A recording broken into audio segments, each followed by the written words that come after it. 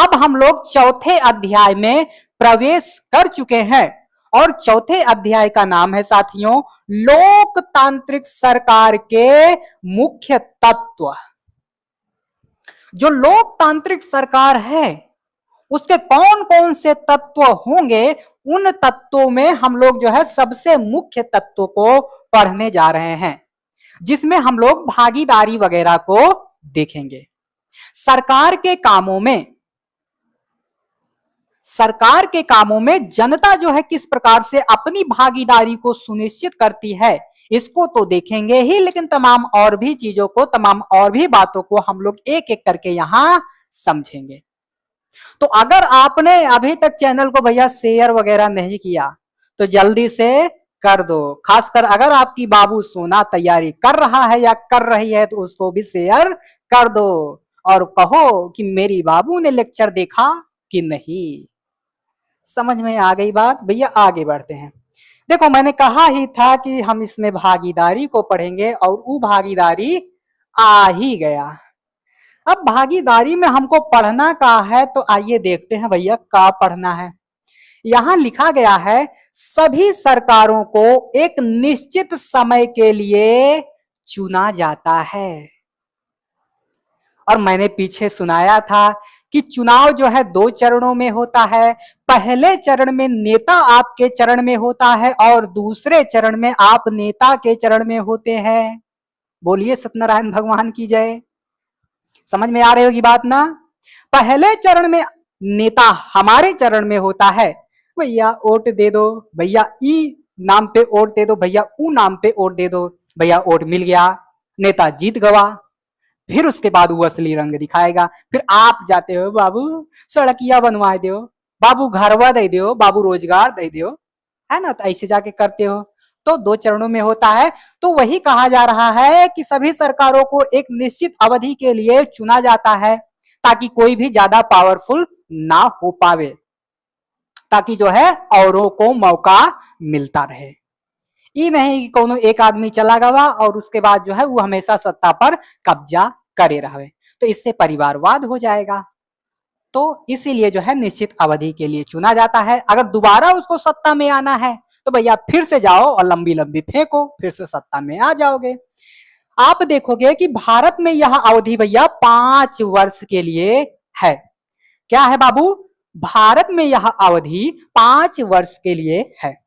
सरकार का फिर से सत्ता में बने रहना तभी संभव है जब लोग उसे बार बार चुने, यानी कि बार बार वोट दें और कहें कि तुम ही हमार मालिक हो, तुम ही हमार नेता हो, तुम ही हमार करता धरता हो।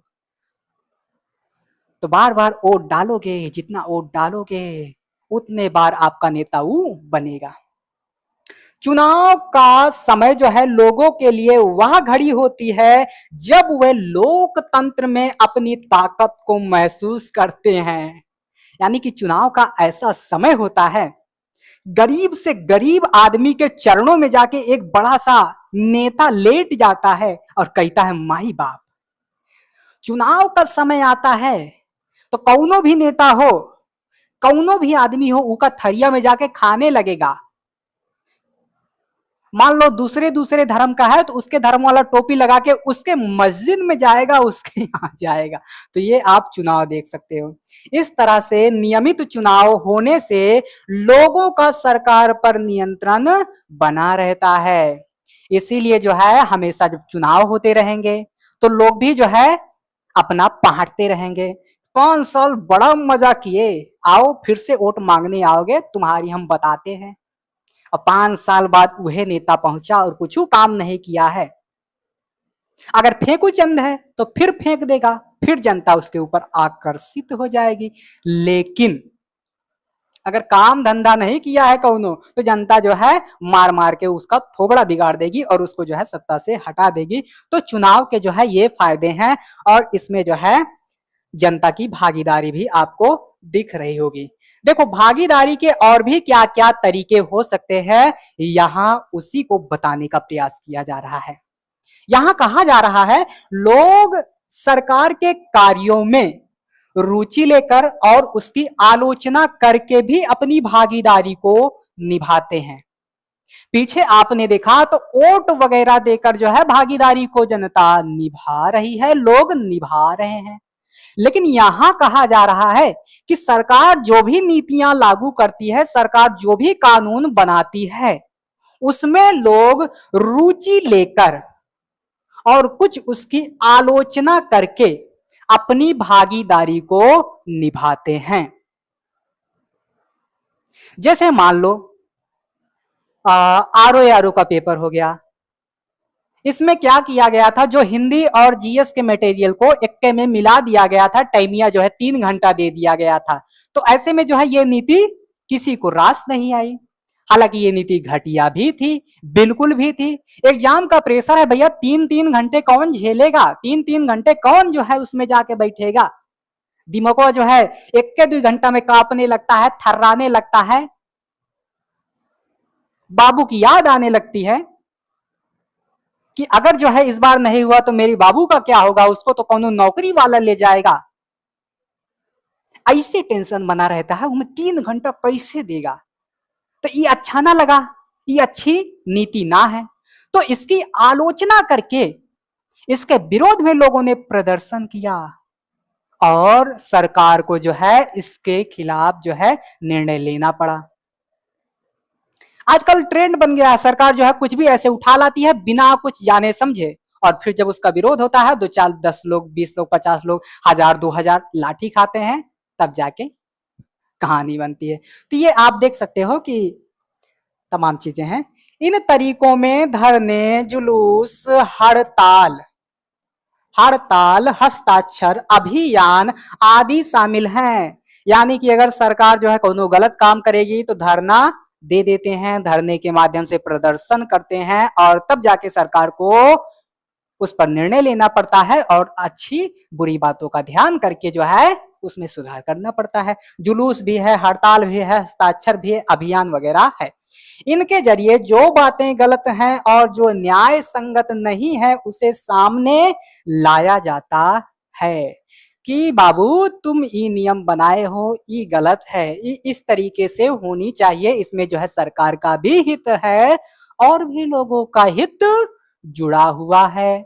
तो इतनी बात बाबू आपको समझ में आ गई होगी। और देखो ये पॉलिटी है, का है, ये राजनीति विज्ञान है और राजनीति विज्ञान कौनो बोझा ना है, ये मनोरंजन वाला विषय है। इतिहास होई गवा, राजनीति होई गवा, ये सब मनोरंजन वाला विषय है बाबू।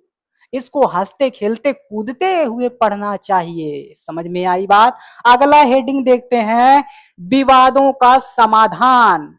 विवादों का समाधान कैसे होता है। मान लो कहीं जुलूस निकल रहा है, मान लो कहीं मेले का आयोजन हो रहा है, मान लो कहीं कोई त्योहार पड़ रहा है, उसमें भैया भगदड़ भी हो सकती है, दंगा भी हो सकता है। जैसे आपने कुंभ का मेला देखा, भगदड़ भी हुई और भी तमाम चीजें हुई। तो उसका, उस समस्या का, जिसे भगदड़ होता है, उस समस्या का समाधान वगैरह कैसे हो, किस प्रकार से हो, तमाम चीजों को जो है हम यहाँ पढ़ने वाले हैं। तो यहाँ वही चीज बताई गई होगी, उसी से मिलता जुलता, कि विवाद तब उत्पन्न होता है जब विभिन्न संस्कृतियों, धर्मों, क्षेत्रों और आर्थिक पृष्ठभूमियों के लोग एक दूसरे के साथ तालमेल नहीं बिठा पाते। विभिन्न धर्म है, विभिन्न संस्कृति है, विभिन्न भाषा को बोलने वाले लोग हैं, जब एक दूसरे, ये लोग जो है आपस में तालमेल नहीं बिठा पाते। समझ लो आपका ई वाला पड़ोसी है और आप जो है उसका सामने घर बना लिए। अब जो है आप दोनों हमेशा से जो है साथ रहते आए हैं। मान लो कभी जो है, किसी कारण को लेकर आप में झगड़ा होता है, तो आप क्या नहीं कर पा रहे हैं, सामंजस्य नहीं बिठा पाए, तभी झगड़ा हुआ। तो उसी तरह से जब तालमेल नहीं बैठता तमाम धर्मों, तमाम संस्कृतियों, तमाम पृष्ठभूमियों के लोगों में, तब जो है विवाद उत्पन्न होता है। और जब विवाद उत्पन्न होता है तब क्या होता है, ऐसा तब भी होता है जब कुछ लोगों को लगता है कि उनके साथ भेदभाव किया जा रहा है। विवाद तब भी जन्म लेता है, विवाद तब भी उत्पन्न होता है कि जब लोगों को लगने लगता है कि भैया उनके साथ भेदभाव हो रहा है। जैसे जिन्ना को लगा था कि जितने भी मुस्लिम लोग हैं उनके साथ जो है अत्याचार हो रहा है, भेदभाव हो रहा है, इसलिए जो है जिन्ना पगला गया था। यहां देखोगे आप तो धार्मिक जुलूस और उत्सव कई बार समस्या का कारण बनते हैं। जैसे धार्मिक जुलूस किस रास्ते पर निकले, यही कई बार जो है यही चीजें जो है कई बार विवाद का कारण बन जाती हैं। कई बार जो है इन्हीं के चलते विवाद उत्पन्न हो जाता है। कई बार जो है हिंसा भड़कने का खतरा रहता है। सरकार खासकर पुलिस ऐसे मौके पर महत्वपूर्ण भूमिका निभाती है। वह सभी पक्षों को एक साथ एक जगह पर बिठाती है, तमाम जो है बातचीत करती है और समस्या का समाधान निकालने का प्रयास करती है कि बाबू तू जो है ई धर्म के है और तुम भी जो है इस धर्म के हो। आज तुम्हारा त्योहार आया है तो कल तुम्हारा भी आएगा। अगर आज तुम इनके में अत्याचार करोगे तो कल जो है तुम्हारे में अत्याचार होगा। यानी कि जो आप बोओगे वही जो है आपको रिटर्न में भी मिलेगा। इसलिए भैया गीता में भी कहा गया है कि कर्मण्येवाधिकारस्ते मा फलेषु कदाचन। जो ना हार से दुखी होगा ना जीत से अधिक उत्साहित होगा वही जो है स्थित प्रज्ञ है, वही जो है राजा है। समझ में आई बात? तो इस तरह से जो है विवादों का समाधान, विवादों का निपटारा होता है और इसी के चलते, इसी के तहत जो है विवाद जन्म लेते हैं। और भी तरीके से विवाद जन्म लेते हैं और भी तरीकों से जो है विवादों को निपटाया जाता है, खत्म किया जाता है। लेकिन लेकिन लेकिन हम लोग छठी की एनसीईआरटी पढ़ रहे हैं तो इसलिए ज्यादा जाना भी नहीं है आगे। बुझाइल बबुआ, बुझाइल? हाँ बुझाइल। आगे देखोगे तो देखो यहां कहा जा रहा है नदियां। नदियों जो है कई बार विवाद का कारण बनती है। मान लीजिए एक नदिया है और दुई राज्य से होके बह रही है, तो ई राज्य वाला कहेगा पानी हमार है, ई राज्य वाला कहेगा पानी हमार है। कौनो राज्य जो है क्या करेगा, राती में जो है बांध रहेगा, आराम से गिरा देगा, पानी ये रोक देगा। ई राज्य वाला छटपटाएगा कि बाबू हमारे यहाँ पानी के लिए तरस रहे हैं। तो क्या करेगा, जो ऊपर बैठा है, राज्य के ऊपर जो बैठा है केंद्र में, वो कहेगा बाबू अब जो है तुम्हारा निपटारा करना है, पानी जो है दोनों में बराबर दिया जाएगा, पानी का उपयोग तुम भी करो, तुम भी करो, जल ही जीवन है। तो मैंने कहानी सुना दिया, आइए पढ़ के सुनाता हूँ। कहानी सुनने में आप बड़ा माहिर हैं, ये टुकटुकी लगा के देख रहे होंगे।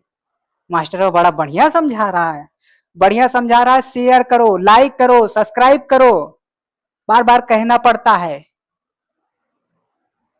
अभी बाबू का मैसेज आया, तुरंत जाके देखने लगोगे, अरे हमारे बाबू ने खाना खाया कि नहीं। इतनी देर से गला फाड़ फाड़ के चिल्ला रहा हूं, एक ठो शेयरो नहीं करते कि शेयर कर दो। मास्टर चिल्ला रहा है। तो देखो नदियां भी कई बार विवाद का कारण बन जाती हैं। कुछ नदियां एक से अधिक राज्यों से होकर बहती हैं। जिन राज्यों से नदी गुजरती है उनके बीच नदी के पानी का बंटवारा विवाद का कारण बन जाता है। ऐसे में जो है राष्ट्रीय सरकार को कदम उठाना पड़ता है और राष्ट्रीय सरकार आती है, बाबू भैया करके समझाती है।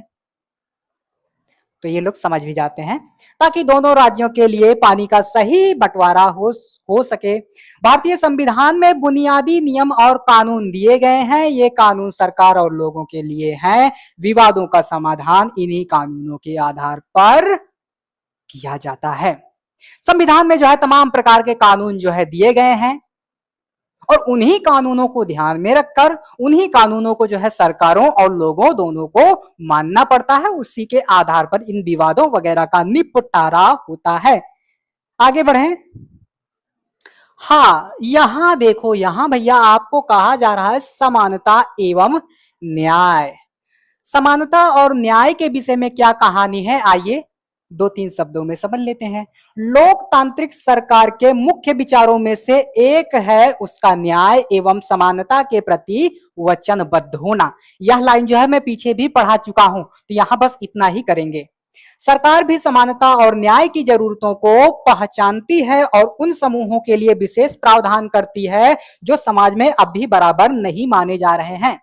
सरकार जो है समानता और न्याय दोनों को भली भांति अच्छे से पहचानती है, जानती है, समझती है। और आज भी जो उच्च धारा में नहीं है, जो पिछड़े वर्ग हैं, जो अभी तमाम चीजों से वंचित हैं, उनको जो है मुख्य धारा में लाने का सदैव निरंतर प्रयास करती रहती है। वही चीज यहां लिखी गई है, अच्छे से पढ़ो, अच्छे से समझो। आगे जो है आज के लिए बस इतना ही, मिलते हैं अगले वीडियो में, तब तक के लिए धन्यवाद।